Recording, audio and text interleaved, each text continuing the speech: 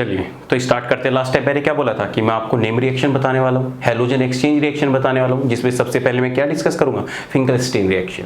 ठीक है, लेकिन उससे पहले मैंने लास्ट टाइम तुम्हें एक रिएक्शन और पढ़ाई थी। क्या रिएक्शन पढ़ाई थी? SNI reaction. ठीक है, उस SNI रिएक्शन में सिर्फ एक चेंज कर लो। मैंने क्या बताया था कि जब कभी भी तुम्हें किसी एल्कोहल के साथ SOCl2 की रिएक्शन करा देते हो तो तुम्हें क्या मिल जाता है? CH3CH2Cl। बात क्लियर है? साथ ही क्या मिलता है तुम्हें? SO2 गैस मिलती है प्लस के HCl जो व्हाइट फ्यूम की तरह वेपर में उड़ जाती है। तो ये बताई थी। लेकिन देखो तुम्हारे लेवल पे ना हर एक चीज लिखनी पड़ती है। मैंने बाद में नोटिस किया कि मैंने यहाँ पे बेस नहीं बताया। क्यों? देखो जो ये रिएक्शन होती है ना एक पर्टिकुलर बेस पे होती है, एक बेस चाहिए होता है और बेस का नाम होता है पिरिडीन। क्या नाम है बेस का? पिरिडीन। ये इसकी स्ट्रक्चर होती है N डबल बॉन्ड इस तरीके से, या तुम इसको लिख सकते हो C5H5N। ये इसका फॉर्मूला होता है। स्ट्रक्चर रखो याद या ना रखो कोई फर्क नहीं पड़ता, बस ये बेस मेंशन करना मत भूलना, क्योंकि विदाउट बेस ये रिएक्शन हो नहीं पाएगी। इसकी मैकेनिज्म भी मैं तुम्हें करके बता सकता था, लेकिन तुम्हारे लेवल पे वो मैकेनिज्म नहीं है। तो वो जो चीज़ तुम्हारे लेवल पे नहीं है और जो इंपॉर्टेंट नहीं है उसको मैं बिल्कुल भी एक्सप्लेन नहीं करने का। ठीक है, चलिए तो अपनी रिएक्शन स्टार्ट करते हैं। Halogen exchange reaction. देखो दुनिया में ये हैलोजन एक्सचेंज रिएक्शन इसलिए होती है कि दूसरा हैलोजन ज़्यादा न्यूक्लियोफिलिक है। भाई देखो दो आदमी हैं, दोनों आदमी लाइन में खड़े हैं, मैं हूं और मेरे सामने तुम खड़े हो, एक मेरे आगे खड़ा है। अगर मेरे में ज्यादा फोर्स होगी तो मैं उसको बीच वाले को हटा के अपनी खुद उसकी जगह आ जाऊंगा। इसी को एक्सचेंज रिएक्शन बोल देते हैं, halogen action, halogen exchange reaction. जो ये फिंकलस्टीन रिएक्शन है ना, फिंकलस्टीन, ये स्पेशली किसके लिए है? स्पेशली है आयोडो एल्केन बनाने के लिए। क्यों? क्योंकि जो I नेगेटिव होता है ना वो ज्यादा न्यूक्लियोफिलिक होता है। अब देखो रिएक्शन क्या कहती है कि जब कभी भी तुम्हें CH3CH2Ber दे रखा हो या कभी भी तुम्हें CH3CH2 क्लोराइड दे रखा हो, अगर इसकी रिएक्शन तुम NaI के साथ करा दो, किसके साथ? सोडियम आयोडाइड के साथ। और किसकी प्रेजेंस में? एसीटोन की प्रेजेंस में। किसकी प्रेजेंस में? एसीटोन। और एसीटोन को हम क्या लिखते हैं? CH3C double bond O CH3 भी लिखते हैं। तो ध्यान रखना acetone as a solvent use हो रहा है। ये क्या है? As a solvent use, as a solvent use हो रहा है। क्लियर है बात? ऐसे ही इस रिएक्शन में क्या होगा? इस रिएक्शन में भी हमें एसीटोन को यूज करना पड़ेगा, क्योंकि जो नेम रिएक्शन होती है ना, दुनिया में कभी भी कोई नेम रिएक्शन है वो लैब में बनाई जाती है। वे लैब में पर्टिकुलर एक रिएजेंट डालते हैं, उसके साथ सोलवेंट लेते हैं और वो सोलवेंट भी फिक्स होता है। अब अगर उसने लैब में डिफरेंट सोलवेंट यूज किए होंगे तो यहाँ पे सोलवेंट भी डिफरेंट यूज करता है। लेकिन जो नेम रिएक्शन है, भाई तेरा नाम सोनू है तो तेरा नाम सोनू रहेगा, रहेगा कि नहीं रहेगा? ऐसे ही नेम रिएक्शन का नाम है। तो ये नेम रिएक्शन तब तक ही है जब तक तुम एसीटोन और ये सब यूज कर रहे हो। ये फिंकलस्टीन ने दी थी। ठीक है, तो इसका जो प्रोडक्ट बनता है क्या करेगा? जो I नेगेटिव है, यहां से देखो मैं सिंपल बता देता हूं, I नेगेटिव इसके ऊपर अटैक मारेगा और Br बाहर निकल जाएगा। अटैक क्यों मार रहा है? क्योंकि जो I नेगेटिव है ना वो ज्यादा न्यूक्लियोफिलिक है Br नेगेटिव से। न्यूक्लियोफिलिसिटी कैसे पता लगती है? जिसका जितना I नेगेटिव स्टेबल होता है उसी को हम क्या बोलते हैं? ज्यादा न्यूक्लियोफिलिक है। I नेगेटिव इतना बड़ा साइज होता है, उसके ऊपर नेगेटिव चार्ज होता है, तो वो हाईली डिफ्यूज फॉर्म में होता है। तो जिसके ऊपर ज्यादा नेगेटिव चार्ज साइज बड़ा हो तो वो ज्यादा स्टेबल होता है। कुछ ऐसी चीज होगी कि जो तुम्हें लगेगी कि सर ने क्या बोल दिया मुझे समझ नहीं आया, तो कोई बात नहीं, ग्रुप में मुझसे पूछो, मैं तुम्हें बताऊंगा। कॉल करके पूछो, हर चीज का आंसर मिलेगा। ठीक है, चलिए तो इसकी जो रिएक्शन होगी क्या हो जाएगा? डायरेक्ट CH3CH2I और साथ में क्या बन जाएगा? NaBr आपका बाहर निकल जाएगा। ऐसे इस रिएक्शन में होगा CH3CH2I प्लस के NaCl बाहर निकल जाएगा। अब इन्हीं नेम रिएक्शन को वो तुम्हें किसकी फॉर्म में दे देता है? कन्वर्जन की फॉर्म में। अब वो सिंपल सा तुमसे ये पूछेगा कि 1 क्लोरो इथेन को 1 आयोडो इथेन में कन्वर्ट कर, तो क्या करोगे?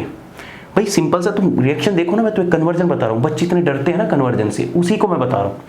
क्लोरीन से तुम्हें आयोडीन लाना है, तो आयोडीन के लिए क्या करोगे? सिंपल सा क्लोराइड को सब्स्टिट्यूट करना है। सब्स्टिट्यूट किससे करोगे? NaI से। तुरंत दिमाग में जब कभी भी एक हैलोजन दूसरे हैलोजन को एक्सचेंज कर रहा होगा तो तुरंत दिमाग में एक ही रिएक्शन आनी चाहिए। कौन सी? ये रिएक्शन।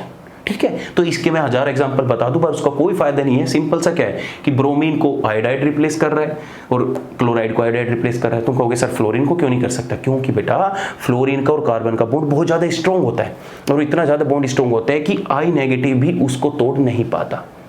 ठीक है, चलिए बात क्लियर हो रही, ये आपकी नेम रिएक्शन थी। चलो नेक्स्ट नेम रिएक्शन होती है स्वाट रिएक्शन। स्वाट रिएक्शन बेसिकली स्पेशलीफाई होती है ब्रोमो ओ फ्लोरोएल्केन बनाने के लिए, ब्रोमो नहीं फ्लोरोएल्केन बनाने के लिए। फ्लोरीन एल्कीन तुम डायरेक्ट नहीं बना सकते, क्यों? देखो अब तक मैं जितनी भी रिएक्शन बताई हमने क्लोरीन बना लिया, ब्रोमीन बना लिया, लेकिन फ्लोरोएल्कीन डायरेक्ट नहीं बना सकते। क्यों? क्योंकि मैं बताया था कि जब वो रिएक्शन करता है तो हाईली एक्सोथर्मिक रिएक्शन होती है जिसको हम लैब में कंट्रोल नहीं कर सकते, आग लग जाती बहुत, समझे? तो उसके लिए सेकेंड नेम रिएक्शन होती है जिसका नाम होता है स्वाट। और तुम्हें टेंशन लेने की जरूरत नहीं है, जब लास्ट में सारे चारों चैप्टर में कंप्लीट करा दूंगा, इनकी जितनी भी नेम रिएक्शन होगी वो लास्ट में एक पेज पे सब कुछ लिखवा दूंगा, या तुम खुद से जब सारे चैप्टर कंप्लीट हो जाएंगे तो लास्ट में 2-3 पेज लेना और उन पे सारी नेम रिएक्शन एक सीक्वेंस वाइज लिख लेना। अब जब कभी भी तुम कन्वर्जन करोगे तो ये नेम रिएक्शन तुम्हारे बहुत काम आएगी, ठीक है? चलिए अब स्वाट रिएक्शन क्या होती है? बेसिकली होती है फॉर्मेशन ऑफ फ्लोरोएल्केन।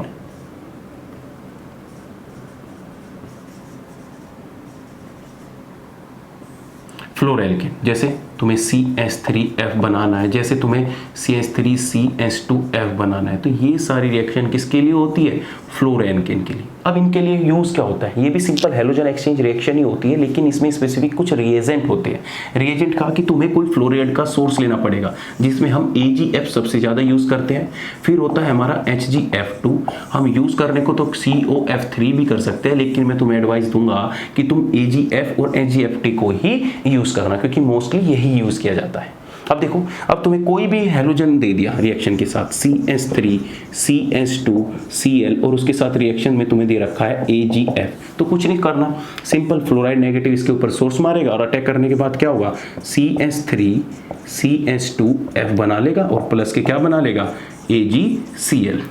अब इसकी जगह यहाँ पे कुछ भी ले लो तुम, CH3 CH2Br ले लो, या इसकी जगह आयोडाइड ले लो, तो किसी की भी रिएक्शन करा दो Hg2F2, और ये क्या करेगा? सिंपल सी सीधी रिएक्शन दे देगा, CH3 CH2 फ्लोराइड और प्लस के क्या दे देगा? 2HgBr, कुछ भी दे दोगा, ठीक है? बस पॉइंट ये है कि ये डायरेक्ट इसको सब्स्टिट्यूट कर रहा है। अब तुम मुझसे क्वेश्चन भी पूछते हो कि सब्स्टिट्यूट क्यों कर रहा है? थ्योरेटिकल तुम्हारी थोड़ी नॉलेज बढ़ाने के लिए मैं बता सकता हूँ कि जो Ag है ना, एक ट्रांजिशन मेटल होता है। ट्रांजिशन मेटल बोले तो डी ब्लॉक एलिमेंट, ये क्या होता है? एक ट्रांजिशन मेटल होता है। ट्रांजिशन मेटल बोले तो डी ब्लॉक एलिमेंट, तुमने ब्लॉक पढ़े होगे ना पीरियोडिसिटी में, डी ब्लॉक एलिमेंट। ये क्या काम करता है? जो एक क्लोराइड और ये ब्रोमाइड होता है, इनके साथ जाके अटैच हो जाता है, इनके साथ इस तरीके से अटैच हो जाएगा। अटैच होने से जो इनके बीच में ये बॉन्ड है ना, ये वीक पड़ जाता है, और वीक पड़ जाता है तो ये इजीली टूट जाता है और फिर फ्लोरीन आके इस पे जुड़ जाता है। इतनी बात तुम्हें बस समझाने के लिए कि कैसे रिएक्शन होती है। बेसिकली एग्जाम में आएगी तो डायरेक्ट लिखना कि स्वाट रिएक्शन है, यूज होती है फ्लोरोएल्कीन बनाने के लिए। उसके लिए हमें स्पेशल कुछ रिएजेंट डालने पड़ते हैं। रिएजेंट क्या हो सकता है? AgF हो सकता है, HgF2 हो सकता है, COF3 हो सकता है। कोई भी हैलोजन हो उसके साथ सिम करके 2-3 एग्जाम्पल बता दो, तुम्हारे 2 नंबर पक्के। बताओ, बात क्लियर है? चलिए, ये इतनी काम थी हमारी प्रिपरेशन की। अब तक हमने प्रिपरेशन कर लिया, अब हम पढ़ेंगे मैकेनिज्म कि कैसे होता है, जिसमें हमें पढ़नी है nucleophilic reactions, nucleophilic substitution reaction. बताओ अब तक क्या तक क्लियर है? चलो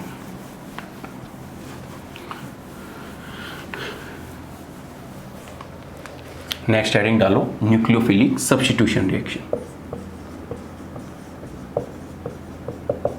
न्यूक्लियोफिलिक सब्स्टिट्यूशन और रिएक्शंस। चलो अब देखो, न्यूक्लियोफिलिक सब्स्टिट्यूशन रिएक्शन क्या होती है। नाम से ही क्लियर है कि न्यूक्लियोफाइल हमारा आएगा, क्या आएगा? न्यूक्लियोफाइल आएगा और हमारा रिएक्टेंट में से सब्स्टिट्यूट करेगा। रिएक्टेंट में से क्या करेगा? सब्स्टिट्यूट। ठीक है, देखो कैसे होती है, एग्जांपल से समझो। सपोज करो कि हमारा कोई RX एक कंपाउंड है, कोई भी RX, कोई X क्या है? लिविंग ग्रुप, प्लस के हमने कोई न्यूक्लियोफाइल इसके साथ रिएक्शन कराई। अब न्यूक्लियोफाइल जब इसके साथ रिएक्शन करेगा, ये इस पर अटैक करेगा। किस पर अटैक करेगा? ये इस पर अटैक करेगा। अटैक करने के बाद ये क्या करेगा? इस X को क्या कर देगा? सब्स्टिट्यूट। X क्या है यहाँ पे? X is leaving group, X is leaving group, कोई भी लिविंग ग्रुप हो सकता है। ठीक है, तो ये लिविंग ग्रुप है। अब जैसे ही इसको सब्स्टिट्यूट करा, X बाहर निकल जाएगा, न्यूक्लियोफाइल इस पे अटैक कर जाएगा। इसी रिएक्शन को हम क्या बोल देते हैं? Nucleophilic substitution reactions. अटैक कौन कर रहा है? न्यूक्लियोफिलिक, इसको X को सब्स्टिट्यूट कर रहा है ना, इसी रिएक्शन को हम क्या बोल देते हैं? Nucleophilic substitution reaction. और हमारा प्रोडक्ट क्या बन जाता है? हमारा सिंपल सा प्रोडक्ट बन जाता है R न्यूक्लियोफाइल, और ये हमारा हो गया प्रोडक्ट। इसी टाइप की हमें जो न्यूक्लियोफिलिक रिएक्शन पढ़नी है वो दो टाइप की रिएक्शन पढ़नी है। पहली क्या? SN1 रिएक्शन, और दूसरी होती है हमारी SN2 रिएक्शंस। एक क्या पढ़ना है? न्यूक्लियोफिलिक सब्स्टिट्यूशन रिएक्शन यूनिमोलिकुलर, इनको हम क्या बोलते हैं? यूनिमोलिकुलर रिएक्शन, यूनिमोलिकुलर रिएक्शंस, और इनको हम क्या बोलते हैं? बाइमोलिकुलर रिएक्शन। सिंपल है। और ये हमारा क्या होता है? X leaving group. X leaving group कोई भी हो सकता है, हेलोजन हो गया, Br हो गया, क्लोराइड हो गया। उसी के साथ तुम्हारे लेवल पे इतने ही है। वैसे तो H3O पॉजिटिव भी लिविंग ग्रुप ही में होता है। जब वाटर बन जाएगा ये भी ऑटोमेटिक लीव कर देगा। साइनाइड ग्रुप भी लिविंग ग्रुप में ही आता है। जितने भी ये तुम्हारे सब किस में आ जाते हैं? लिविंग ग्रुप में ही आ जाते हैं। चलो सबसे पहले हेडिंग डालो, SN1 रिएक्शन क्या होती है। ठीक है, चलो तो सबसे पहले हम पढ़ेंगे substitution nucleophilic unimolecular reaction. SN1 की फुल फॉर्म क्या हो गई? Substitution nucleophilic unimolecular reaction. Basically मैंने तुम्हें स्टार्टिंग में बताया था कि जब भी कोई रिएक्शन होती है तो वो दो तरीके से हो सकती है। क्या? या तो वो कोई इंटरमीडिएट फॉर्म होके जा रहा हो, या फिर वो ट्रांजिशन स्टेट फॉर्म होके जा रहे हो। और उसी टाइम पे मैंने तुम्हें कहा था कि जो इंटरमीडिएट फॉर्म होके जाती है रिएक्शन, उसको हम SN1 रिएक्शन बोलते हैं, और जो ट्रांजिशन स्टेट के थ्रू रिएक्शन जाती है उसको हम SN2 रिएक्शन बोलते हैं। तो SN1 रिएक्शन होती है जो इंटरमीडिएट के थ्रू होकर जाती है। कैसे? जैसे मैं सिंपल सा तुम्हें एक एग्जांपल ले रहा हूं SN1 रिएक्शन का, और इसी की मैकेनिज्म एग्जाम में बहुत बार पूछी जाती है और वाइवा में भी पूछी जाती है। हर तरीके से मैं इसको एक्सप्लेन कर सकता हूं। तुम्हें क्या लेना है कि तुमने लिया एक CH3 और तुमने यहाँ के ले लिया एक Br ले लिया। ठीक है, तुमने इसकी रिएक्शन कराई NaOH के साथ। NaOH क्या है? O नेगेटिव H, न्यूक्लियोफाइल है। अब न्यूक्लियोफाइल यहाँ पे कोई भी हो सकता है। देखो न्यूक्लियोफाइल OH नेगेटिव भी हो सकता है, साइनाइड भी हो सकता है, OC2H5 भी हमारा न्यूक्लियोफाइल है, NO2 नेगेटिव भी हमारा न्यूक्लियोफाइल है, NO2 नेगेटिव भी हमारा न्यूक्लियोफाइल है। बहुत सारे न्यूक्लियोफाइल हो सकते हैं। ठीक है, तो ये जितने भी जिनके ऊपर भी नेगेटिव चार्ज होता है, अमोनिया NH3 ये भी हमारा न्यूक्लियोफाइल हो सकता है, या मैं कहूँ RNS2 ये भी हमारा न्यूक्लियोफाइल हो सकता है, या मैं तुम्हें बोल दूं R2NH, ये सारे के सारे न्यूक्लियोफाइल है। क्यों न्यूक्लियोफाइल है? वाटर ले लो, वाटर भी हमारा क्या होगा? न्यूक्लियोफाइल होगा। क्यों न्यूक्लियोफाइल है? याद करो, जब मैं तुम्हें न्यूक्लियोफाइल और इलेक्ट्रोफाइल बताया था तो वहां पे बोला था न्यूक्लियोफाइल वो हर एक स्पीसीज होगी जिसके ऊपर नेगेटिव चार्ज होगा। समझे? तो हर किसी के पास देखो इनके ऊपर नेगेटिव चार्ज है, और नाइट्रोजन के पास क्या है? Lone pair. तो लोन पेयर का तो मतलब इलेक्ट्रॉन डेंसिटी हाई ही होती है। इसके ऊपर भी क्या है? Lone pair. इसके ऊपर भी क्या है? Lone pair. और वाटर के पास तो दो लोन पेयर है। ठीक है, तो इतने सारे न्यूक्लियोफाइल हो सकते हैं, और ये सारी रिएक्शन मैं तुम्हें बताऊंगा। बस पॉइंट क्या है, ध्यान से कंसेप्ट समझ लो क्या मैं करने जा रहा हूं। अब होता क्या है कि जब हम इस रिएक्शन को कराते हैं तो हमें डायरेक्ट प्रोडक्ट मिल जाता है। क्या? ये इस टाइप का प्रोडक्ट, CH3 और ये हमारा जुड़ गया OH, और प्लस क्या आ जाता है? NaBr। This is our product. ठीक है, तो ये रिएक्शन जितनी तुम्हें सिंपल दिख रही है ऐसी नहीं होती। होते क्या है? स्टेप वाइज चलते हैं। जब भी तुम्हें कोई भी रिएक्शन मैकेनिज्म लिखनी है, अपनी कॉपी में लिखोगे या बोर्ड में लिखोगे, तो उसमें स्टेप बनाना, क्योंकि तुम्हारे वहाँ स्टेप मार्किंग होती है। तो स्टेप नंबर फर्स्ट क्या हुआ? स्टेप नंबर फर्स्ट में होता है फॉर्मेशन ऑफ कार्बोकैटायन। देख रहे हो कार्बोकैटायन, कार्बन रेडिकल कितना यूज हो रहा है। तो स्टार्टिंग में बेसिक बता दिया तो मुझे फायदा हो गया ना। अब होगा क्या? स्टेप फर्स्ट में ये इस तरीके से CH3 और ये Br हमारा जुड़ा हुआ है। तो पहली रिएक्शन में क्या होगी? स्लो स्टेप होगा। क्या होगा? Slow step. और स्लो स्टेप हमारा क्या होता है? RDS step. RDS बोले तो रेट डिटरमाइनिंग स्टेप।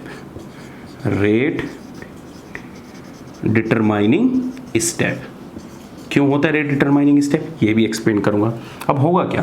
रिएक्शन आएगी CH3 और CH3, और ये Br कहाँ निकल जाएगा? बाहर। इस Br को इस तरीके से तुम बाहर दिखा दोगे तो हमारा क्या बन जाएगा यहाँ पे, कार्बोकैटायन। ये क्या बन गया, कार्बोकैटायन, कार्बोकैटायन प्लस के Br नेगेटिव। तो तुम्हें पता है tertiary carbocation is very stable, क्योंकि जब हम कार्बोकैटायन फॉर्मेशन करेंगे तो क्या हो रहा है, टर्शियरी कार्बोकैटायन। अब स्टेप नंबर 2 में क्या होगा, इसको रफ कर रहा हूँ, लिखते रहना साथ के साथ। स्टेप नंबर 2 में क्या होगा कि हमारा न्यूक्लियोफाइल आएगा और इसके ऊपर अटैक करेगा। क्या आएगा, न्यूक्लियोफाइल आएगा और इसके ऊपर अटैक करेगा। Step number 2, step number 2। अब ये हमारा कार्बोकैटायन है CH3 CH3 CH3 और ये हमारा क्या हो गया, पॉजिटिव चार्ज। अब देखो ध्यान से, जब हमारा कोई न्यूक्लियोफाइल आएगा OH नेगेटिव तो इसके पास अटैक करने की दो टेंडेंसी है। मैंने तुम्हें बताया था कि जो कार्बोकैटायन है ये एक sp2 हाइब्रिडाइज है और sp2 हाइब्रिडाइज होने का मतलब है कि ये एक प्लेनर स्ट्रक्चर है। ये क्या है, एक प्लेनर स्ट्रक्चर है। तो जब ये प्लेनर स्ट्रक्चर है तो इसके पास टेंडेंसी है कि ये ऊपर से भी अटैक कर सकता है और नीचे से भी अटैक कर सकता है।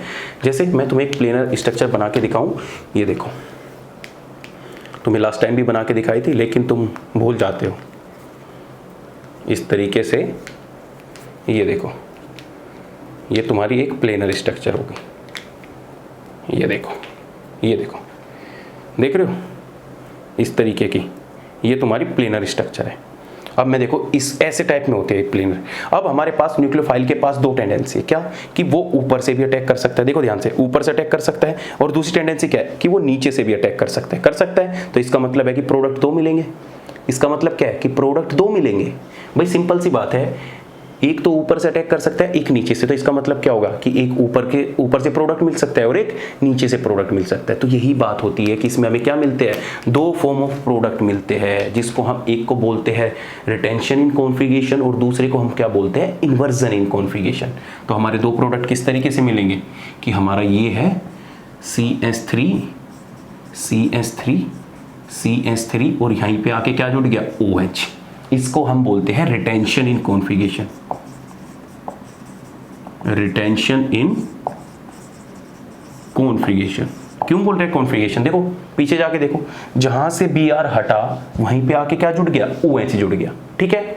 और दूसरा हम क्या कह सकते थे कि पीछे से अटैक कर सकता है, तो जब पीछे से अटैक करेगा तो CH3 और यहां से क्या जुड़ जाएगा, OH। इसको हम बोलते हैं इन्वर्जन प्रोडक्ट। क्या बोलते हैं, इन्वर्जन प्रोडक्ट। तो हमें ये दो प्रोडक्ट मिलते हैं, जो कि ये भी 50% होता है और ये भी 50% होता है। और जो ये स्टेप होता है जिसमें हमारा ये अटैक करता है दोनों साइड से, क्या कि दोनों साइड से जो अटैक होता है, इसको हम बोलते हैं फास्ट स्टेप। क्या होता है, ये फास्ट स्टेप होता है। सिंपल सी बात आई, ध्यान से समझ लो। जो हमारा सब्स्टिट्यूशन न्यूक्लियोफिलिक यूनिमोलिकुलर रिएक्शन होती है वो दो स्टेप मैकेनिज्म होती है। पहला स्टेप क्या होगा कि फॉर्मेशन ऑफ कार्बोकैटायन होगा। जब फॉर्मेशन ऑफ कार्बोकैटायन होगा तो Br यहाँ से निकलेगा और तुम्हारी एक प्लेनर स्पीसीज बनेगी जिसको हम बोलते हैं कार्बोकैटायन। साथ ही मैंने क्या बोला, ये स्लो स्टेप होगा। तुमने काइनेटिक्स में पढ़ा होगा कि दुनिया में हम जब किसी भी रिएक्शन का रेट डिटरमाइन करते हैं उसको हम काइनेटिक्स में पढ़ते हैं कि कोई रिएक्शन कितनी फास्ट जा रही है, कितनी स्लो जा रही है। तो हम किसी रिएक्शन को पढ़ने के लिए, अगर वो रिएक्शन बहुत फास्ट जा रही है तो हम उसको कैसे स्टडी कर सकते हैं। भाई कोई चीज़ अगर स्लो चल रही है उसी के तो हम एक चीज़ हर एक स्टेप को फॉलो कर सकते हैं। भाई सपोज करो, मैं तुम्हें एक सिंपल सा एग्जांपल दे रहा हूँ। तुम यहाँ पे खड़े हो और तुम्हारे सामने से एक गाड़ी आई छू, तो क्या तुम उसका नंबर चेक कर पाओगे? नहीं कर पाएंगे ना। क्यों? क्योंकि उसकी स्पीड बहुत ज़्यादा थी। तुम उसका नंबर पता नहीं कर पा सकते कि क्या नंबर रहा होगा। लेकिन जैसे कोई गाड़ी आ रही है, टक टक टक टक टक टक आ रही है, तो तुम उसका इजीली नंबर और उसके हर एक चीज़ बता सकते हो कि हाँ इसकी इंफॉर्मेशन वही है। सिंपल सा इसमें ही है कि केमिस्ट्री में जो भी कोई रिएक्शन स्लो स्टेप में होती है उसी को हम क्या बोल देते हैं, रेट डिटरमाइनिंग स्टेप। तो तुमसे ये भी पूछ सकता है कि SN1 रिएक्शन में फर्स्ट स्टेप ही रेट डिटरमाइनिंग क्यों होता है। तो रीजन आपके सामने है। तो पहला स्टेप रेट डिटरमाइनिंग हो गया। सेकंड स्टेप क्या होता है कि फास्ट स्टेप होता है। क्यों? क्योंकि यहाँ पे एक पॉजिटिव चार्ज बन चुका है, यहाँ पे एक नेगेटिव चार्ज बन चुका है, इनके बीच में इलेक्ट्रोस्टैटिक इंटरेक्शन हो जाता है और ये बहुत जल्दी अटैक करता है। तुम जैसे पलक झपकाओगे नहीं, तुरंत अटैक कर देगा, तो हमारी रिएक्शन हो जाती है। तो ये चूंकि प्लेनर स्पीसीज है तो इसके पास अटैकिंग टेंडेंसी दो है, ऊपर से भी अटैक कर सकता है, नीचे से भी कर सकता है, इसलिए हमारे पास दो प्रोडक्ट मिलते हैं। दो प्रोडक्ट में जो रिटेंशन इन कॉन्फ़िगरेशन है, रिटेंशन इन कॉन्फ़िगरेशन का मतलब ये है कि जहां से हमारा लिविंग ग्रुप होता है, ये बी आर क्या है, यहाँ पे बी आर एक लिविंग ग्रुप है, बी आर क्या है, एक लिविंग ग्रुप है, कि जहां से हमारा बी आर हटा है वहीं पे आके क्या हो गया, वो उसी पोजीशन पे आके हमारा ओ एच आ गया, तो हम इसको क्या बोलते हैं, रिटेंशन इन कॉन्फ़िगरेशन। सेकंड, कि जहां से हमारा बी आर के बिल्कुल पीछे से अटैक मारा, देखो बी आर यहाँ है, अटैक कहां से मारा, यहां से अटैक मारा, तो पीछे से अटैक मार रहा है ना, तो जो पीछे से अटैक मारेगा तो हम उसको क्या बोल देते हैं, इन्वर्जन प्रोडक्ट। इसका स्टीरियोकेमिकली एस्पेक्ट भी मैं तुम्हें बताऊंगा, तो वहां पे चीजें और ज्यादा क्लियर होगी, बात ठीक है। चलिए, तो दूसरी बात ध्यान दीजिए, इस रिएक्शन की कुछ खास बातें जो मैं तुम्हें बताने वाला हूं। पॉइंट नंबर 1, कि जो इस रिएक्शन का ऑर्डर होता है वो फर्स्ट ऑर्डर रिएक्शन होती है, इसलिए हम इसको क्या बोलते हैं, यूनिमोलिकुलर रिएक्शन बोलते हैं। अभी आई थिंक तुमने अभी फिजिकल केमिस्ट्री में तुम्हारा काइनेटिक्स पूरा नहीं हुआ, इसलिए तुम्हें ऑर्डर कुछ अटपटा सा लग रहा होगा, लेकिन जब दीपक सर तुम्हारा ऑर्डर करा देंगे तो तुम्हें चीज़ें और भी ज़्यादा क्लियर हो जाएगी, ठीक है। तो SN1 की कुछ खास बात क्या क्या है, SN1 रिएक्शन की पहली खास बात ये कि ये एक यूनिमोलिकुलर रिएक्शन है। यूनिमोलिकुलर रिएक्शन कैसे, कि ये सिर्फ डिपेंड कर रही है किसके ऊपर, कंसंट्रेशन ऑफ सबस्ट्रेट, किसके ऊपर डिपेंड कर रही है, it depends only upon, marker चल ही नहीं रहा है,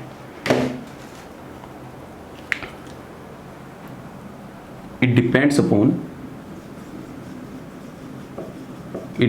अपॉन कंसंट्रेशन ऑफ सबस्ट्रेट।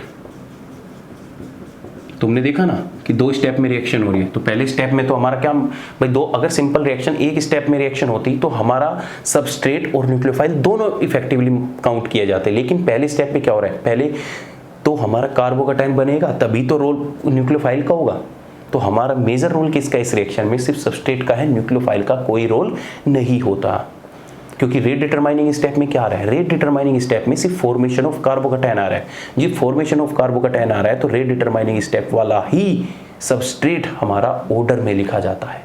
तो हमारी पहली क्या है कि it depends on the concentration of substrate. अगर इसके लिए मैं रेट लिखूं तो rate will be equal to होगा K is the rate constant Rx, ये हमारा होगा, और यहाँ पे क्या होती है 1 वैल्यू। इसका मतलब कि जो इस रिएक्शन का ऑर्डर है वो फर्स्ट ऑर्डर रिएक्शन है, फर्स्ट ऑर्डर रिएक्शन है। थर्ड पॉइंट हो गया।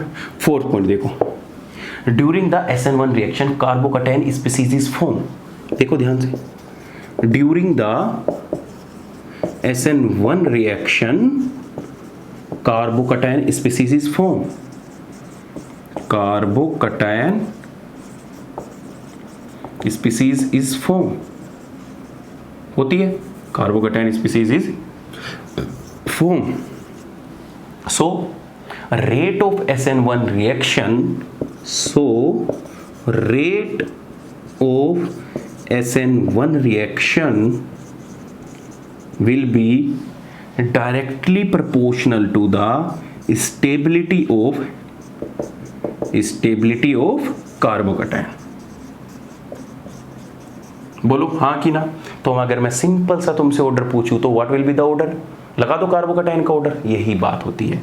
तो जो SN1 रिएक्शन का ऑर्डर होता है, SN1 रिएक्शन का जो रेट ऑर्डर होता है वो क्या होता है कि जो टर्शियरी हैलाइड होते हैं वो जल्दी रिएक्शन दिखाते हैं, फिर जो हमारे सेकेंडरी होते हैं वो सेकंड नंबर पे आते हैं, फिर जो हमारे प्राइमरी होते हैं और उसके बाद क्या आ जाएगा, हमारा मिथाइल आ जाएगा, CH3Cl। तो ये हमारा ऑर्डर होता है। क्यों ऑर्डर होता है बताने की जरूरत नहीं है, क्यों, क्योंकि टर्शियरी कार्बोकैटायन ज्यादा स्टेबल है और stability is directly proportional to the SN1 rate reaction. बताओ बात क्लियर है कि नहीं है। तो कितने स्टेप हो गए, 4 स्टेप। नेक्स्ट स्टेप देखिए 5 स्टेप में क्या आता है कि जितनी गुड टेंडेंसी होगी लिविंग ग्रुप की, जितनी अच्छी टेंडेंसी होगी good leaving group will give the fast SN1 reaction. जैसे 5वां पॉइंट क्या होगा, point number 5, good leaving group will give easily SN1 reaction, या मैं कह सकता हूं easily, या मैं कह सकता हूं यहां पे फास्ट SN1 रिएक्शन। तो लिविंग ग्रुप टेंडेंसी किसकी होती है सबसे ज्यादा? लिविंग ग्रुप टेंडेंसी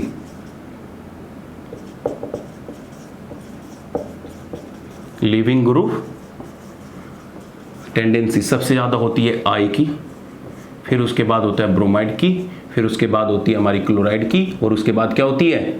फ्लोराइड की। अगर सिंपल सा तुमसे कोई पूछ ले कि तुम्हारे पास एक एल्काइल एराइड है RI, और एक तुम्हारे पास है RBr, और एक तुम्हारे पास है RCl, और एक तुम्हारे पास है RF, और इन सारों पे अगर मैं SN1 रिएक्शन कराऊं तो SN1 रिएक्शन का रेट क्या होगा? तो यही हमारा SN1 रिएक्शन का रेट होगा। रीजन क्या है? रीजन इज दैट कि जो आई होता है वो एक गुड लिविंग ग्रुप होता है, और इनके बीच की जो बॉन्ड स्ट्रेंथ होती है वो भी वीक होती है। गुड लिविंग ग्रुप क्यों होता है? क्योंकि आई का साइज बहुत ज्यादा बड़ा होता है। होता क्या है देखो, ऐसे होता है आई नेगेटिव इतना, आई बढ़ेगा साइज है इतना, और इसके साइड में एक छोटू सा कार्बन ऐसे चिपका होता है। तो तुमने देखा होगा जब कभी भी कोई तुम चीजें देखते हो ना, कैसे एग्जांपल करूं, जैसे बहुत बड़ी चीज है, बहुत बड़ी, अगर तुम उसके साथ चिपकोगे ना तो तुम you can not balance yourself, नहीं कर सकते ना। कोई भी बड़ी चीज हो, जैसे तुम एक बड़े पहाड़ पे आके खड़े हो जो ऐसे इस तरीके से चिपक के, तुम बैलेंस कर सकते हो? नहीं कर सकते, क्योंकि तुम्हारे और उसके बीच में कोई फोर्स ऑफ अट्रैक्शन नहीं हुआ। लेकिन तुम्हारे ही जितना इतना छोटा सा एक पत्थर आ जाए और तुम उसको क्या कर लोगे? इस तरीके से ग्रैब कर सकते हो, तो तुम्हारा उसके साथ क्या बन जाएगा? एक बॉन्ड बन जाएगा। तो ये एक बड़ी चीज और एक छोटी चीज के बीच में कभी भी बॉन्ड अच्छा नहीं बन सकता, ठीक है, क्योंकि वो इसके साथ एक चिपक से के रहेगी बस, और कुछ नहीं होगा। तो जिसकी वजह से हमारा जो ये ऑर्डर होता है RI का वो सबसे ज्यादा होता है। फिर आती है बात सोलवेंट की, कि हम इसमें कौन सा सोलवेंट यूज करते हैं। तो हमारे दो टाइप के सोलवेंट होते हैं, एक होता है पोलर प्रोटिक सोलवेंट, एक होता है पोलर एप्रोटिक सोलवेंट। प्रोटिक का मतलब होता है कि ऐसे सोलवेंट जिनमें हाईली इलेक्ट्रोनेगेटिव एटम के साथ हमारा हाइड्रोजन अटैच होता है, जैसे वाटर हो गया, अमोनिया हो गया, ये सारे के सारे, एल्कोहल हो गया, एल्कोहल भी इसमें आ जाएगा, ठीक है, ये सारे के सारे। तो हमारा जो 6 पॉइंट होता है वो होता है कि पोलर प्रोटिक सोलवेंट,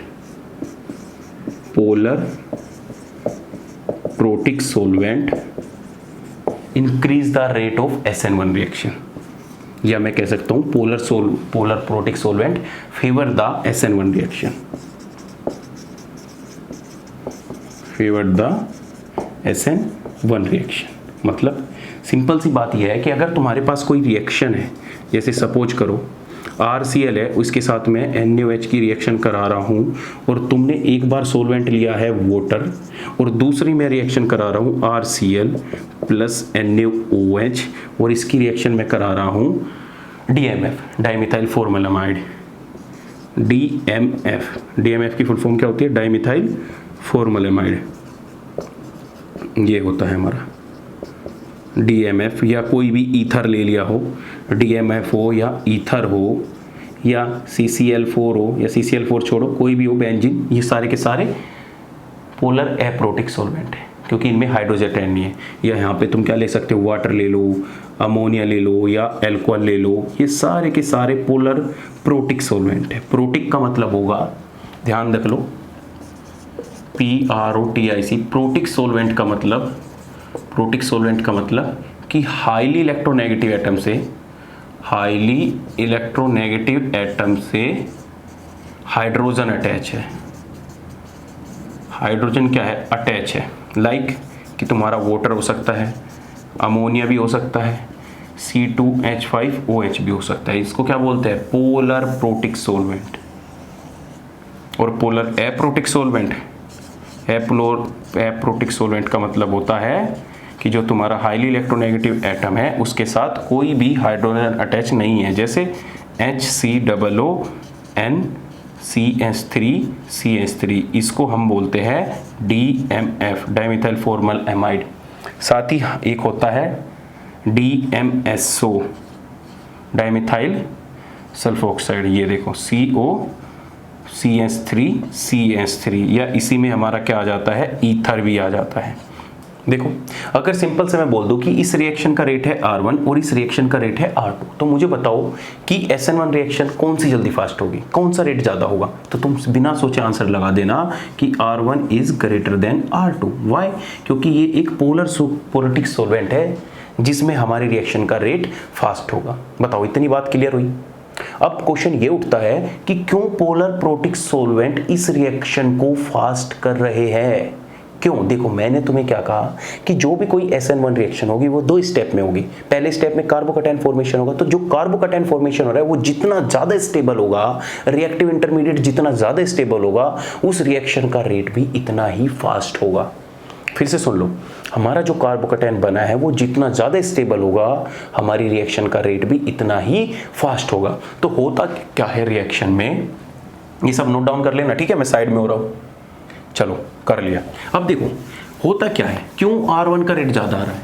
तुम्हें पता है कि जब तुम्हारा सॉल्वेंट फॉर्मेशन हो जाता है तो सॉल्वेंट फॉर्मेशन होने